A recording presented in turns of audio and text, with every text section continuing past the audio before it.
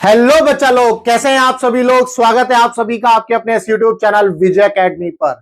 जैसा कि आप सभी को पता है, हमने एक सीरीज स्टार्ट करी है, super duper fast quick revision series, जिसके अंदर मैं आपको सभी चैप्टर बिल्कुल एक ही वीडियो के अंदर सारे चैप्टर जो है एक एक करके बताऊंगा।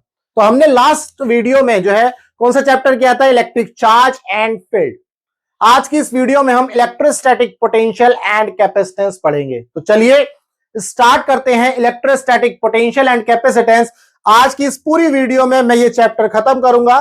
तो चलिए स्टार्ट करते हैं। सबसे पहले इलेक्ट्रोस्टैटिक पोटेंशियल एनर्जी से शुरू करेंगे। अच्छा, इससे पहले मैंने आपको बताया था कि हम जो ये क्विक रिवीजन करेंगे, ये ओसवाल की जो बुक है उसके अंदर माइंड मैप्स दिए हुए हैं। तो ये वही माइंड मैप है।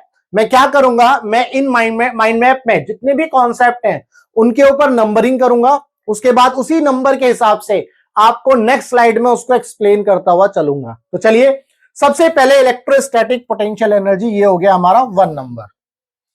तो भाई इलेक्ट्रोस्टैटिक पोटेंशियल एनर्जी क्या होती है। आपने देखा होगा, जैसे आप स्प्रिंग को स्ट्रेच करते हो, खींचते हो, तो आपने क्या किया, स्प्रिंग के ऊपर कुछ वर्क किया। ये जो वर्क है स्प्रिंग के अंदर पोटेंशियल एनर्जी में स्टोर हो जाता है। बिल्कुल ऐसे ही इलेक्ट्रोस्टैटिक के केस में जो इलेक्ट्रिक चार्ज है उसके चारों तरफ फील्ड बनती है। अगर आप उस फील्ड के अंदर किसी दूसरे चार्ज को मूव कराते हो या लेकर के आते हो, आपने जो भी वर्क डन किया वो वर्क डन किसमें स्टोर होगा, पोटेंशियल एनर्जी में स्टोर होगा। बिल्कुल ऐसे ही समझेंगे इसको। लेट्स से हमारे पास जो है, हमारे पास एक चार्ज है प्लस क्यू, ठीक है जी। इसकी ये फील्ड बन गई, ये इसकी फील्ड बन गई, ठीक है। इस प्लस क्यू चार्ज से आपको पता है इलेक्ट्रिक फील्ड लाइंस क्या होती है, रेडियली आउटवर्ड होती है, रेडियली आउटवर्ड होती है। तो हमने क्या किया, इस फील्ड के बाहर जितने भी पॉइंट होंगे वो सारे इंफिनिटी पॉइंट होंगे। ये पॉइंट हमारा लेट्स से आर इनिशियल, इसको मैं बोला आर इनिशियल जो है इनफाइनाइट पॉइंट है, ठीक है जी। हमने यहां पर एक क्यू नोट चार्ज लिया, इस क्यू नोट चार्ज को हम मूव कराएंगे फील्ड के अंदर, इस क्यू चार्ज की फील्ड के अंदर। जो क्यू नोट चार्ज है वो आपका क्या है, आपका यूनिट पॉजिटिव टेस्ट चार्ज है। लेट्स से हम इसको पहले इस पॉइंट पर लेकर के आए, ये पॉइंट है आपका बी। ए से बी तक लाने के लिए जो डिस्टेंस करी लेट्स से वो है dx। वो कितनी है डिस्टेंस, dx, ठीक है जी। और हमें लाना है इसको पी पॉइंट पर। कहां पर लाना है, पी पॉइंट पर। पी पॉइंट पर लाने के लिए इसका मतलब ये जो डिस्टेंस हो गई आपकी, ये आर फाइनल हो गई, और आर फाइनल आपकी क्या हो गई, आर के इक्वल हो गई। तो आपको इस तरह से डेरिवेशन करना है। तो पहले हम इस क्यू नोट चार्ज को ए पर लेकर के आए। जब हम ए पर लेकर आए तो ये प्लस क्यू, ये प्लस क्यू, क्यू नॉट, तो इसके ऊपर जो है इलेक्ट्रोस्टैटिक फोर्स लगेगा बाहर की तरफ, ठीक है जी। ये हो गया एफ इलेक्ट्रिक, ऐसा बना लेते हैं, ठीक है। इसके बाद इसके ऊपर जो है आपका लेफ्ट साइड में ए से बी तक जब लेकर के आए, यहां पर लगेगा एफ एक्सटर्नल, ठीक है। तो आप इलेक्ट्रिक फील्ड के अगेंस्ट वर्क कर रहे हैं, ये ध्यान रखिएगा। आपने क्या किया, जो एक्सटर्नल वर्क किया वो इलेक्ट्रिक फील्ड के अगेंस्ट किया। तो यही जो वर्क है ये किसमें स्टोर हो जाएगा, पोटेंशियल एनर्जी में। तो पोटेंशियल एनर्जी क्या है, बेसिकली किसी भी चार्ज क्यू नोट को या यूनिट पॉजिटिव टेस्ट चार्ज को इंफिनिटी से क्यू चार्ज की फील्ड के अंदर लाने के लिए जो वर्क डन करना होगा वो वर्क किसमें स्टोर हो जाएगा, पोटेंशियल एनर्जी में। यही पोटेंशियल एनर्जी की जो है डेफिनेशन है, और ये इसका फॉर्मूला भी मैं आपको बताता हूं। तो इसका जो डेरिवेशन है वो वेरी वेरी इंपॉर्टेंट, वो आपको जो है अपनी बुक से, नोट से जो है देखना है। तो इसका डेरिवेशन बहुत इंपॉर्टेंट है। तो अगर हम पोटेंशियल एनर्जी की बात करते हैं तो पोटेंशियल एनर्जी क्या होती है, U final minus U initial, that is equal to K Q Q naught और 1 में आर फाइनल माइनस 1 में आर इनिशियल। तो आर इनिशियल क्या है आपका, इंफिनिटी पर है, तो 1/इंफिनिटी 0, 1 में आर फाइनल आपका आर है। तो बेसिकली जरूरी नहीं है आप इंफिनिटी से ही मूव कराओ। मान लो कोई चार्ज है, आप इसको इस पॉइंट से ए से बी तक ऐसे मूव कराते हैं, ठीक है जी। तो यहां पर अगर इस फॉर्मूले को बनाओगे तो के क्यू क्यू नॉट 1 में आर फाइनल यानी कि आर ए, ये डिस्टेंस हो गई लेट से आर ए, और ये डिस्टेंस हो गई आपकी आर बी। तो भाई आपकी फाइनल डिस्टेंस आर बी 1/आर बी माइनस इनिशियल डिस्टेंस 1/आर ए। इस तरह से आप जो है इस फॉर्मूले को यूज करोगे, ठीक, क्लियर है। तो ये था इलेक्ट्रोस्टैटिक पोटेंशियल एनर्जी के बारे में, जिसमें ये फॉर्मूला आता है। तो यहां पर आप देखेंगे, मैं इसको करेक्ट कर देता हूं। लेट्स से Q हटा दो यहां से, और ये Q2 की जगह क्या ले लो आप, Q0 ले लो। इस Q को हटा देते हैं, इसको जो है व्हाइट कलर से मैं कर देता हूं, ठीक है जी। और यहां पर माइनस लगा देते हैं, नॉट माइनस, सॉरी, मल्टीप्लाई, ठीक है। और 1/4 जो आपका K है, K Q0 1/में R2 - 1/ में R1, R2 यानी कि R फाइनल, 1/ में R1 यानी कि R इनिशियल जो है मैंने लिया, ठीक है जी। इसके बाद if the separation between the charge is R, अगर चार्ज के बीच में सेपरेशन R है तो हम क्या करेंगे, देखो अब नेक्स्ट पेज पर ही मैंने जैसा कि अभी बताया, मान लो इस Q0 को यहां से लेके यहां तक आए, तो इसको फॉर्मूले को मैं चेंज कर सकता हूं। R इनिशियल आपका क्या हो सकता है, R इनिशियल आपका क्या हो गया, इंफिनिटी के इक्वल। तो चेंज इन पोटेंशियल एनर्जी क्या हो गई, U at R minus U at infinity, that is equal to K Q0 upon में R फाइनल आपका क्या हो गया, R फाइनल आपका R के इक्वल है, R इनिशियल इंफिनिटी के, 1/इंफिनिटी 0। क्लियर है। तो यहां से इस तरह से आप लिख सकते हो। तो इंफिनिटी पर जो पोटेंशियल एनर्जी है वो क्या हो जाती है, जीरो हो जाती है। इंफिनिटी पर आपकी पोटेंशियल एनर्जी बिल्कुल जीरो। तो ये फॉर्मूला आपको यूज करना आना चाहिए। This is called potential energy. जो भी वर्क आप करोगे इंफिनिटी से या इस फील्ड के अंदर किसी भी चार्ज को मूव करने में, वो वर्क किसमें स्टोर हो जाएगा, पोटेंशियल एनर्जी में स्टोर हो जाएगा। और यहीं से जो डेफिनेशन निकल के आती है, पोटेंशियल डिफरेंस की डेफिनेशन भी निकल के आती है। तो पोटेंशियल डिफरेंस कैसे निकाल सकते हैं हम, देखो पोटेंशियल एनर्जी का ये फॉर्मूला आ गया, ये हमने 1 नंबर देखा है, अभी 1 ही नंबर में है।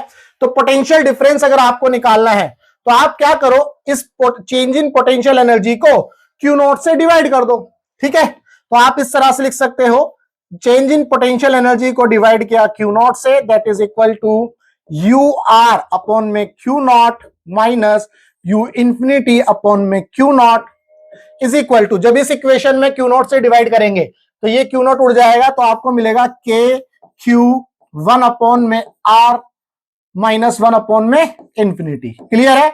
तो यहां से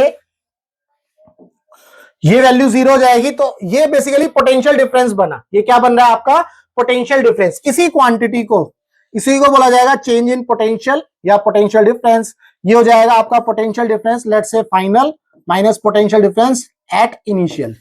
फाइनल यानी कि R पर था, इनिशियल Q0 इंफिनिटी पर था, that is equal to K Q upon में 1/R फाइनल माइनस 1/ में R इनिशियल। ऐसे ही लिख दिया, ये जनरल टर्म बन गई, ठीक है। ये आ गया आपका पोटेंशियल डिफरेंस। यानी कि पोटेंशियल एनर्जी को आप डिवाइड कर दो यूनिट पॉजिटिव टेस्ट चार्ज से, या सिंपल भाषा में समझो, जिस चार्ज को आप मूव कराओगे पोटेंशियल एनर्जी को उसी चार्ज से डिवाइड कर देना, तो आपका पोटेंशियल डिफरेंस आ जाएगा।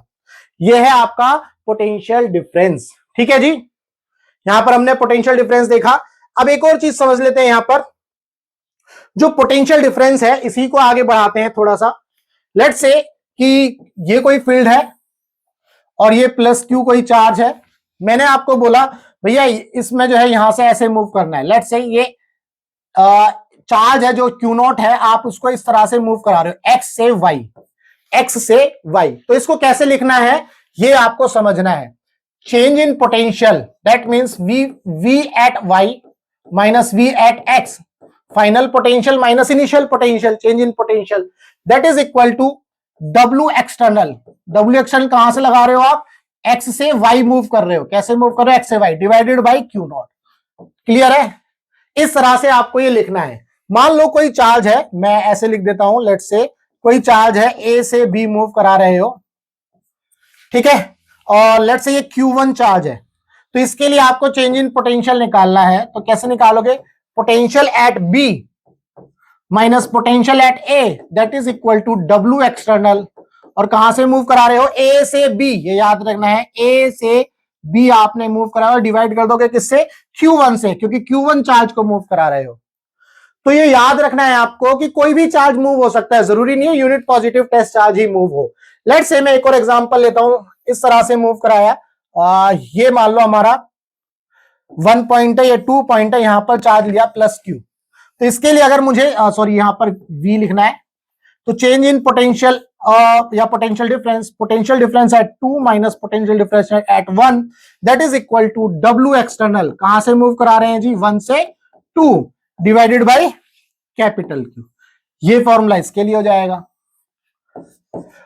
तो ये डिपेंड करेगा आप किस तरह से फॉर्मूले को यूज कर रहे हो। तो ये पोटेंशियल डिफरेंस आया, ठीक है। और बेसिकली पोटेंशियल एनर्जी क्या थी, जो W एक्सटर्नल था वो स्टोर हो जाता है पोटेंशियल एनर्जी में, तो उसी को हम पोटेंशियल एनर्जी के इक्वल लिख रहे थे।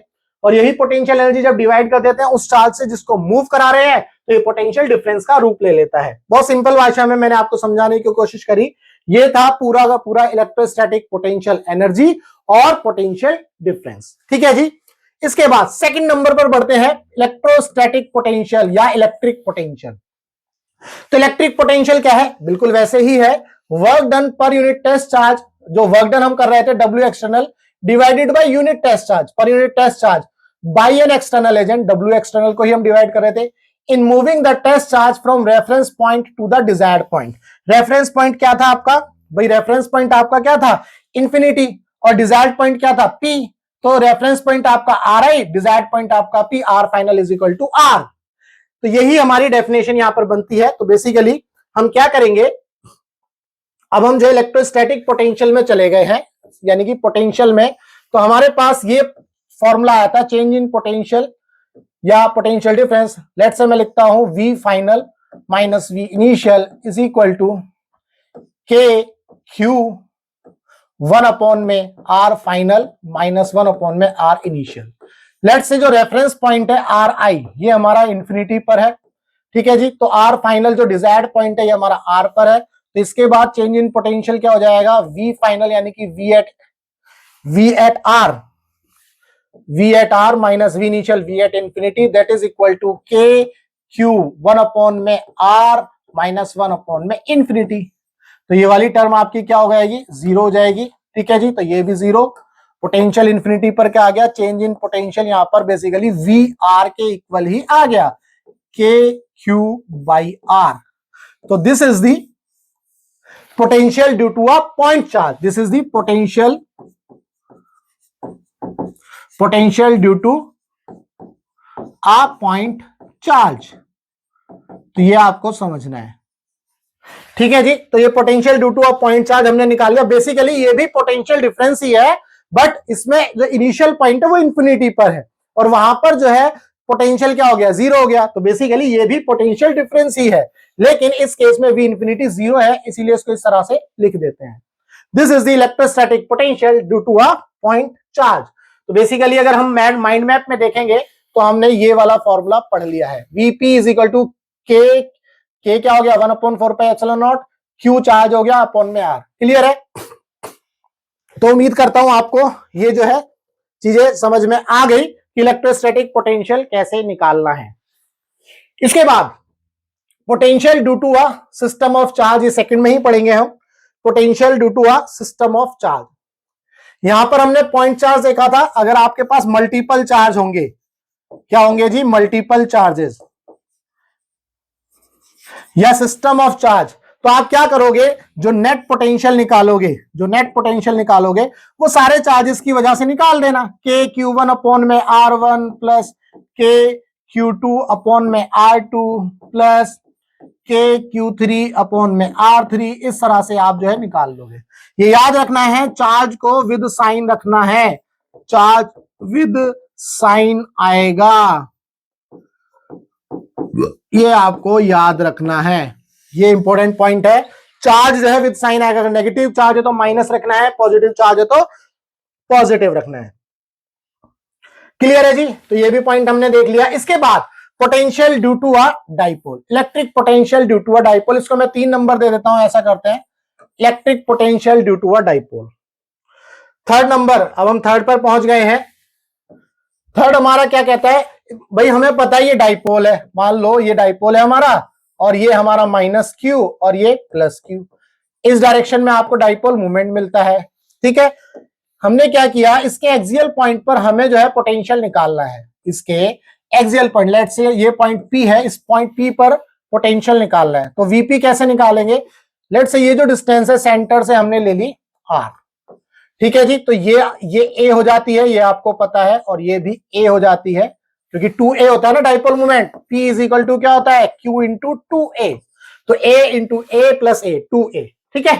तो जब Vp निकालेंगे तो पहले माइनस वाले चार्ज की वजह से देखेंगे, तो माइनस Q ऐसा लिख लेते हैं, माइनस के क्यू अपॉन में आर प्लस ए का square, R plus a, K Q upon में R plus a, plus positive वाले की वजह से देखेंगे तो के क्यू अपॉन में आर माइनस ए। इसको सॉल्व कर लेंगे, यही तुम्हारा आंसर लेकर के आएगा। अब मैं यहां सॉल्व नहीं करूंगा, मैंने आपको इक्वेशन बना करके दे दी है। तो क्या आ जाता है, के क्यू अपॉन में आर स्क्वायर। आर स्क्वायर कैसे है इसको देख लेते हैं, ये जो आप सॉल्व करोगे इसको। ठीक है जी। इसको जब आप सॉल्व करके लेकर के आओगे तो यहां पर इसको डाइपोल मोमेंट के टर्म्स में लिखना है, के पी अपॉन में आर स्क्वायर, के पी अपॉन में आर स्क्वायर। ये है पोटेंशियल। इसको आप सॉल्व करोगे और डाइपोल मोमेंट के टर्म्स में लेकर के आओगे तो ये आ जाएगा। ये है एक्सियल पॉइंट पर। किस पर है ये, एक्सियल पॉइंट पर। अगर मैं बोलूं इक्वेटोरियल पॉइंट पर, तो इक्वेटोरियल पॉइंट पर या इक्वेटोरियल लाइन पर, तो लेट्स से ये हमारा डाइपोल है और इक्वेटोरियल यानी कि एक इक्वेटोरियल प्लेन बनाया, यहां पर point, let's say point P लिया, ये माइनस क्यू, ये प्लस क्यू। तो यहां से देखो ये डिस्टेंस ए, ये भी डिस्टेंस ए, लेट्स से ये डिस्टेंस आर, ये डिस्टेंस आर। अब ध्यान से देखो, ये डिस्टेंस और ये डिस्टेंस क्या है, सेम है, कॉमन है। तो जब आप पोटेंशियल, नेट पोटेंशियल निकालोगे एट पी, तो मान लो माइनस क्यू वाले चार्ज की वजह से निकालोगे तो माइनस के क्यू अपॉन में आर, इसकी वजह से निकालोगे तो प्लस के क्यू अपॉन में आर, दोनों कैंसिल आउट होकर के क्या मिलेगा, जीरो। तो यहां पर पोटेंशियल कितना हो जाता है, जीरो। ये याद रखना है। ठीक है जी। तो हमने ये भी देख लिया। तो एक्सियल पोजीशन पर हमें ये मिल जाता है केपी अपॉन में आर स्क्वायर, और इक्वेटोरियल पर हमें क्या मिलता है, जीरो। ये आपको पता होना चाहिए। क्लियर है। इसके बाद fourth, potential energy of a dipole. इसको भी देख लेते हैं, potential energy of a dipole कैसे निकालेंगे। फोर्थ हमारा है potential energy of a dipole. तो पहले तो हम ये देख लेते हैं, टाउ हमारा क्या था, PE sine theta, PE sine theta. ठीक है जी। लेट्स से हमारे पास जो है ये इलेक्ट्रिक फील्ड है, हमारे पास ये डाइपोल था। ठीक है, यहां माइनस क्यू है और इधर प्लस क्यू है, तो इसके ऊपर इधर डायरेक्शन में फोर्स, इसमें इधर फोर्स लगता था, ये आपको पता होगा, है ना। तो ये मान लो ये एंगल थीटा पर है, तो हम इसको सॉल्व करते थे। तो अब देखो ये दोनों फोर्स इसको इस तरह से घुमा रहे हैं, यानी कि कौन से डायरेक्शन में, क्लॉकवाइज। जब आप क्लॉकवाइज घुमाएंगे स्क्रू को, तो स्क्रू कहां जाएगा, अंदर। दैट मींस टॉर्क कहां पर लग रहा है, to perpendicularly inward, perpendicularly inward. ये याद रखना, ये टॉर्क कौन सा था, टाउ इलेक्ट्रिक होता है। ये टाउ कौन सा होता है, इलेक्ट्रिक। ये आपको पता होना चाहिए। तो टॉर्क अंदर की तरफ लग रहा है, यानी कि क्लॉकवाइज। तो टॉर्क के जो साइन कन्वेंशन के हिसाब से हम इसको क्या ले लेते हैं, minus, minus PE sine theta. ये आपको याद रखना है। ठीक है, मैंने इस तरह से कर लिया। बुक्स में डिफरेंट तरीके से हो सकता है, बट मैंने इसको इस तरह से कर लिया। अब आप क्या करोगे, डी डब्ल्यू निकालोगे, वर्क डन। और ये डी डब्ल्यू क्या है, इलेक्ट्रिक वर्क डन है, याद रखना। ये डी डब्ल्यू कौन सा है, electric. That is equal to minus PE sine theta into d theta. और इसको आप जो है इंटीग्रेट करके आओगे, लेकर के आओगे, तो आपको मिलेगा minus PE cos theta final minus cos theta initial. ठीक है जी, इस तरह से ये फॉर्मूला बन करके आएगा। ये आपका W इलेक्ट्रिक होगा। ठीक है, और यही W इलेक्ट्रिक आपका क्या होगा, नहीं सॉरी, ये पीई साइन थीटा, ये प्लस में आएगा। इसके बाद जो चेंज इन पोटेंशियल एनर्जी आएगी वो क्या होती है, प्लस W एक्सटर्नल और माइनस W इलेक्ट्रिक। इस तरह से हम देखते हैं। तो जब माइनस W इलेक्ट्रिक होती है तो ये प्लस माइनस माइनस हो जाता है, तो minus PE cos theta final minus cos theta initial. Clear है। इसके बाद हम क्या करते हैं, लेट्स से इसका थीटा जो है इनिशियल जो है 90 डिग्री ले लेते हैं, और थीटा फाइनल हम क्या ले लेते हैं, थीटा ले लेते हैं। तो ये फॉर्मूला कुछ इस तरह से बन जाता है, change in potential energy minus PE cos theta. Cos theta initial क्या हो जाएगा, 90 पर 1 वो 0, और cos थीटा फाइनल थीटा हो गया। इस तरह से फॉर्मूला बन जाता है। क्लियर है? तो ये सारी चीजें जो है आपने कहीं ना कहीं अपने पहले जो है रिवीजन उसमें पढ़ी होंगी जब कॉन्सेप्ट समझा था, तो यहां पर हमने रिवीजन कर लिया। चेंज इन पोटेंशियल एनर्जी क्या होता है? पीई साइन थीटा, ये याद रखना, माइनस पीई कॉस थीटा आता है, ये टॉर्क है, PE sine theta work done में आएगा ये, ठीक है। D W is equal to PE sine theta. मैंने माइनस इसलिए लगा दिया था क्योंकि टॉर्क कैसा है? क्लॉकवाइज, तो मैं माइनस लेकर के चला।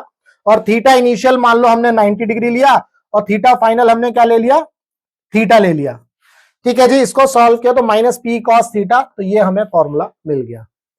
बिल्कुल ऐसे ही समझो इसको तो समझ में आएंगी। बुक्स में हो सकता है किसी और तरह से लिखा हो, बट आपको ये समझना है कि आप कौन सा टॉर्क निकाल रहे हो। It is tau electric. Tau electric से हमने क्या निकाला? W electric. अगर हम यहां पर ध्यान से देखें तो जब ये टॉर्क घूम रहा था तो अगर मैं इसका जो वो बनाऊं डाइपोल, तो वो कुछ इस तरह का बना है, ठीक है ना, लेट्स से। और थीटा इनिशियल मतलब पहले डाइपोल ऐसे था, मैंने थीटा इनिशियल ले लिया, फिर ये डाइपोल इस पोजीशन में आ गया, तो टॉर्क कैसे लग रहा है? इस तरह से। और ये टॉर्क कौन सा है? टाउ इलेक्ट्रिक, ये याद रखना। अगर टाउ एक्सटर्नल लगाते तो आप इसको अपोजिट में लेकर के जाते, कुछ ऐसे घुमा रहे होते, तो उस तरह से घुमाते डब्ल्यू एक्सटर्नल टाउ एक्सटर्नल से, तो टॉर्क आपका बाहर की तरफ लगता, उसको आप पॉजिटिव ले लेते, ठीक है। तो ये थोड़ा सा कंफ्यूजिंग करता है कभी कभी, बट आपको ये समझना है, आप टाउ इलेक्ट्रिक निकाल रहे हो, टाउ एक्सटर्नल निकाल रहे हो। एज पर डेफिनेशन, जो पोटेंशियल एनर्जी की डेफिनेशन है वो ये बोलती है कि जो भी हम वर्क डन करते हैं, एक्सटर्नल वर्क डन, वो पोटेंशियल एनर्जी में क्या हो जाता है? स्टोर हो जाता है। क्लियर है? तो ये था 4 नंबर। अब हम देखते हैं 5।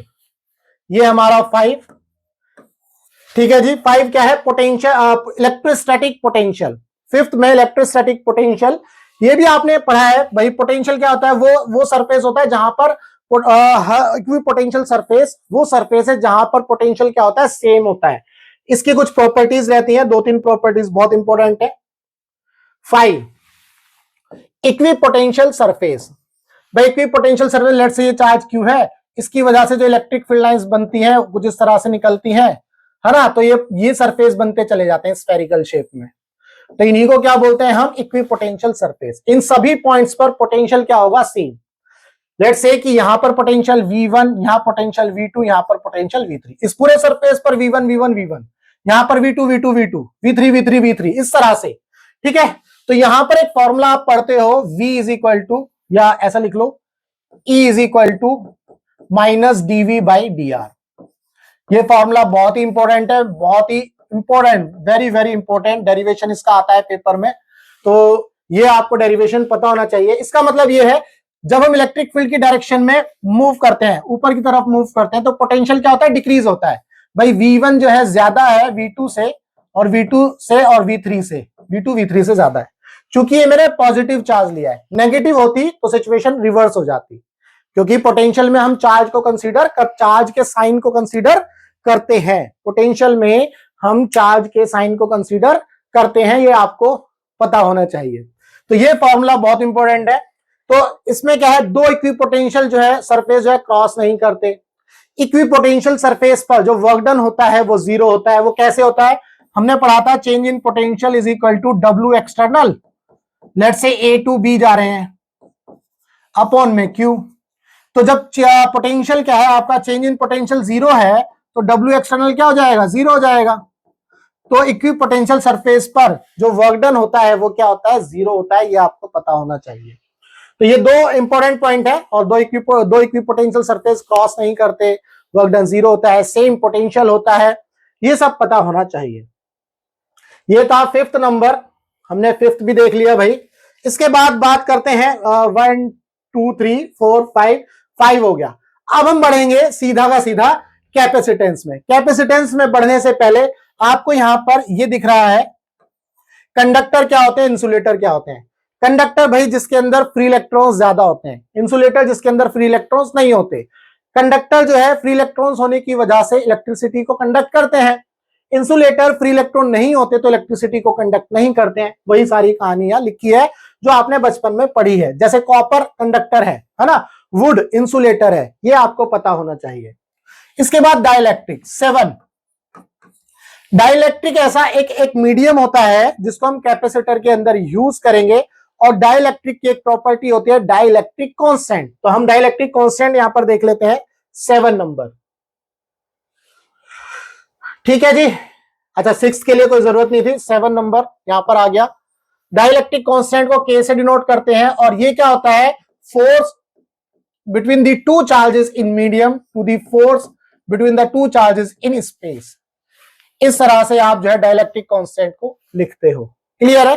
तो यहां पर एक तरह से और लिख सकते हैं हम, डाइलेक्ट्रिक कांस्टेंट क्या होता है, Fm क्या होता है भाई, K Q1 Q2 अपॉन में R स्क्वायर। सेम ही चार्ज लेंगे, लेकिन यहां पर अच्छा थोड़ा सा चेंज करते हैं, K की वैल्यू को रखते हैं 1/4 pi epsilon m into Q1 Q2 upon में R स्क्वायर। सेम चार्ज लेंगे, सेम डिस्टेंस पर लेंगे, यहां पर एयर आ जाएगी 1/4 पाई एप्सिलॉन नॉट, या फ्री स्पेस आ जाएगा Q1 Q2 अपॉन में R स्क्वायर। तो ये वाली टर्म तो क्या हो गई भाई, कैंसिल आउट हो जाएगी, 4 पाई से ये भी कैंसिल आउट हो गया, एप्सिलॉन नॉट ऊपर पहुंच जाएगा, तो K is equal to epsilon naught upon में एप्सिलॉन m, और एफ m अपॉन में एफ नॉट। ये याद रखनी है relation. This is the dielectric constant. ये जो K हम लिखते हैं फॉर्मूले के अंदर, K Q अपॉन में R स्क्वायर, ऐसा कुछ लिख रहे थे, R लिख रहे थे, ये जो K होता है वो डाइलेक्ट्रिक कांस्टेंट नहीं होता, ये इलेक्ट्रोस्टैटिक कांस्टेंट होता है, इलेक्ट्रोस्टैटिक कांस्टेंट। और इसकी वैल्यू क्या होती है, 9 इंटू 10 की पावर 9, है ना, ऐसा कुछ रहती है। क्लियर है भाई? तो हमने यहां पर ये देख लिया कि ये जो है डाइलेक्ट्रिक कांस्टेंट के बारे में भी पढ़ा, है ना। के Q1 Q2 अपॉन में एप्सिलॉन नॉट R स्क्वायर, ये कैसे बनाया, ये वहीं से बना करके लेकर के आए हैं। तो वो जो फॉर्मूला मैंने लिखवाया अभी, K is equal to Fm upon में F नॉट और एप्सिलॉन नॉट अपॉन में एप्सिलॉन M, वो जो है रेशियो है किसका, डाइलेक्ट्रिक कांस्टेंट उसको बोलते हैं। इसके बाद capacitance. Capacitance very very important, आपने पढ़ा है, C जो होता है Q बाई V होता है। तो यहां पर सबसे पहले आपको यह समझना है, जो कैपेसिटेंस होता है उसके अंदर Q बाई V जो रेशियो होता है वो कांस्टेंट होता है। ठीक है, अगर मान लो, कैसे, मान लो आपने ये मटेरियल चूज कर लिया, ये प्लेट चूज कर ली, तो अब इसका Q बाई C कांस्टेंट रहेगा, चेंज नहीं होगा। जैसे ही आप कोई मटेरियल ले लेते हो, उसका Q बाई C हमेशा क्या, सॉरी Q बाई V उसका क्या रहेगा, कांस्टेंट रहेगा C। तो जो कैपेसिटेंस एक तरह से इसका मतलब ये मटेरियल के ऊपर डिपेंड कर गया, है ना। तो आपने जो मटेरियल लिया उसके ऊपर डिपेंड कर गया। तो कैपेसिटर क्या होता है बेसिकली, या कैपेसिटेंस क्या होता है, आप कितना चार्ज स्टोर कर सकते हो। मान लो ये मटेरियल लिया, इसके ऊपर मैं कितना चार्ज रख सकता हूं, ये इसकी कैपेसिटी है। इसके ऊपर कितना चार्ज आ सकता है, वो इसकी कैपेसिटी है। तो यही क्या है, to store the charge. Capacity क्या है या कैपेसिटेंस क्या है, it is the property of a material to store the charge. कितनी कैपेसिटी, मतलब उसकी कैपेसिटी कि वो कितना चार्ज स्टोर कर सकता है, ये है कैपेसिटेंस। और Q by V ratio constant रहेगा। वैसे तो इसका प्रिंसिपल बहुत इंपॉर्टेंट है, अगर आप इसका प्रिंसिपल समझोगे तभी आपको कैपेसिटेंस अच्छे से समझ में आएगा। बट चूंकि यहां पर हम क्विक रिवीजन कर रहे हैं, तो यहां पर बस आपको इतना ही समझना है कि जो रेशियो होता है Q बाई V कांस्टेंट रहेगा। किसी भी प्रॉपर मटेरियल पर आप कितना चार्ज स्टोर कर सकते हो, वही उसका कैपेसिटेंस है। तो इसके अंदर हम सबसे पहले क्या पढ़ते हैं, मान लो capacitance of a spherical capacitor. तो फॉर आइसोलेटेड स्फीयर ये कितना होता है, 4 pi epsilon nought into R, ये आपको पढ़ना है। ठीक है, और स्फेरिकल कैपेसिटर जिसमें 2 स्फीयर होते हैं ना, एक ये हो गया और एक दूसरा स्फीयर ये हो गया, तो उसका कैपेसिटेंस का फॉर्मूला ये आता है। ये फॉर्मूले आपको पढ़ने हैं। ठीक है, इससे ज्यादा इंपॉर्टेंट कुछ और है, यहां पर इतना इंपॉर्टेंट नहीं है। इससे ज्यादा इंपॉर्टेंट क्या है वो हम एक एक करके समझेंगे। सबसे पहले यहां इधर आते हैं कैपेसिटेंस में, parallel plate capacitance. Parallel plate capacitance का जो डेरिवेशन है वो बहुत ही इंपॉर्टेंट है, वो आपको पढ़ना है। कौन से नंबर पर था ये था जी 8 नंबर पर ना, 8वां नंबर। हम 8वें नंबर पर आ गए हैं।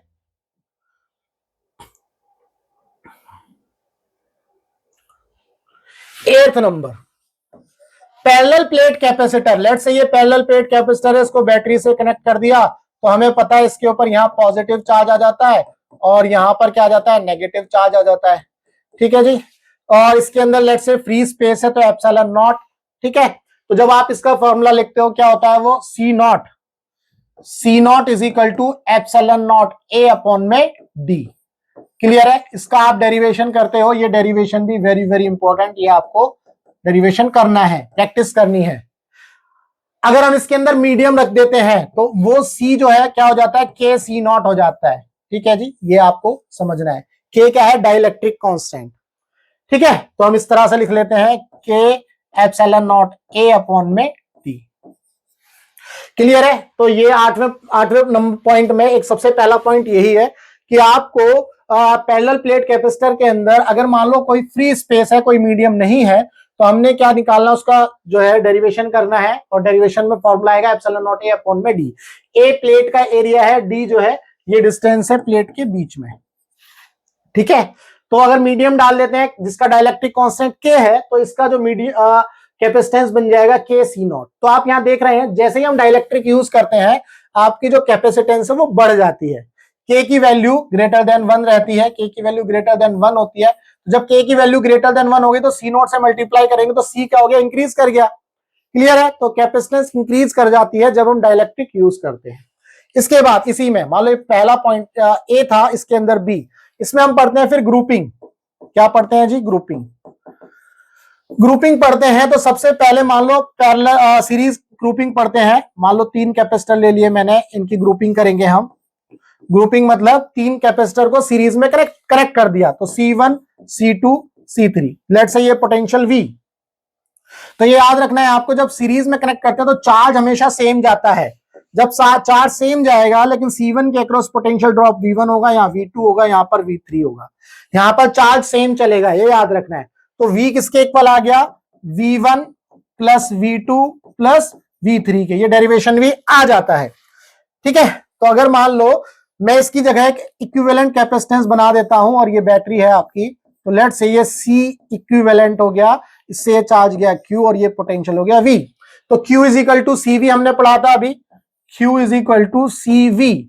तो V कितना आ गया, Q अपॉन में C equivalent, that is equal to Q upon में C1 प्लस Q अपॉन में C2 प्लस Q अपॉन में C3। Q कांस्टेंट कॉमन ले लेंगे और काट देंगे क्योंकि Q क्या है, सेम।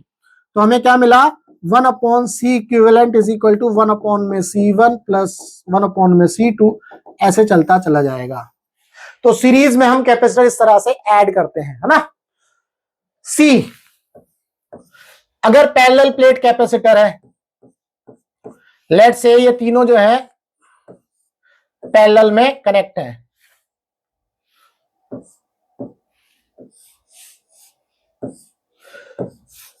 ठीक है जी। ये बैटरी कनेक्ट कर दी हमने, लेट्स से ये C1 है, ये C2 है, ये C3 है।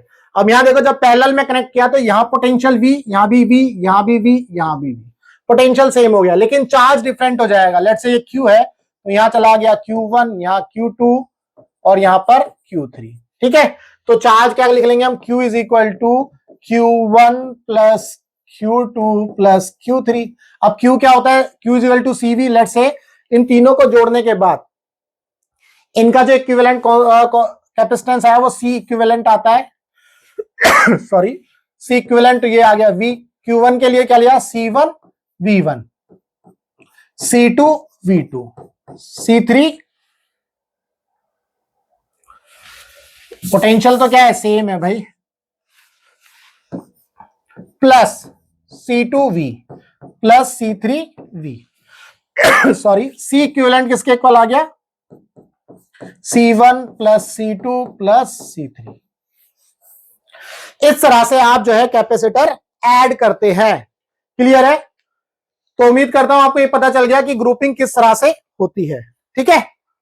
इसके बाद नेक्स्ट, इसमें क्वेश्चंस आते हैं ग्रुपिंग के, ये याद रखने हैं आपको। हमने ग्रुपिंग देख ली, अब आता है energy stored in a capacitor.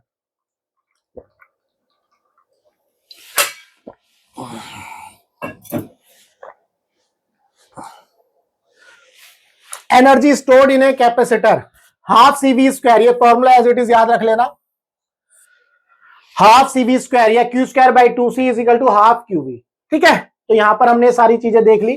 ये भी देख लिया हमने, ये भी देख लिया, ये भी देख लिया, energy stored in a capacitor भी देख लिया, ये सब देख लिया, ये पिछली क्लास में था, प्रॉपर्टीज ऑफ इलेक्ट्रिक फील्ड। अब इसमें दो टॉपिक और अच्छे से बता देता हूं ताकि आप जो है उनको आसानी से कर पाओ। इसी के अंदर लेट्स से डी, ये आपको याद रखना है। मान लो ये कैपेसिटर है जिसके अंदर एप्सिलॉन नॉट है, और ये कैपेसिटर है जिसके अंदर हमने कोई डाइलेक्ट्रिक कांस्टेंट डाल दिया है ना, एक प्लेट इंसर्ट कर दी जिसका डाइलेक्ट्रिक कांस्टेंट के है। तो आपको कैसे करना है या क्या क्या करना है इसमें, देखो कंपैरिजन करना है। इसकी कैपेसिटेंस सी नॉट, तो इसकी कैपेसिटेंस क्या हो जाती है, के सी नॉट, तो ये इंक्रीज कर गई, ये आपको पता है। आपसे पूछा जाएगा इसका पोटेंशियल लेट से डेल्टा वी है, तो इसका पोटेंशियल क्या होगा, लेट से डेल्टा वी डैश जो होगा वो डेल्टा वी अपॉन में के हो जाएगा, ये डिक्रीज हो जाती है। इलेक्ट्रिक फील्ड, भाई इसकी इलेक्ट्रिक फील्ड ये है, लेट से इसकी इलेक्ट्रिक फील्ड ई डैश वो कितनी हो जाती है, डेल्टा ई अपॉन में के, इलेक्ट्रिक फील्ड भी डिक्रीज हो जाती है।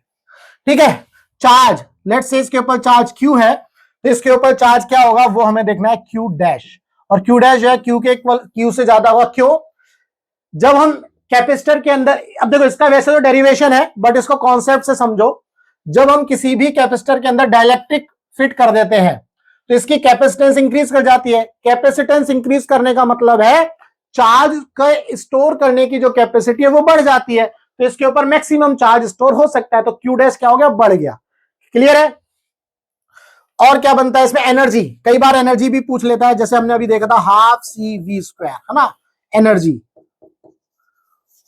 आप खुद सोचो, जब चार्ज के स्टोर करने की कैपेसिटी बढ़ गई तो ऑफकोर्स सी बात है एनर्जी भी क्या हो जाएगी, बढ़ जाएगी। तो यहां पर इनको मैथमेटिकली करने की जरूरत नहीं है, यहां पर एनर्जी बढ़ जाएगी।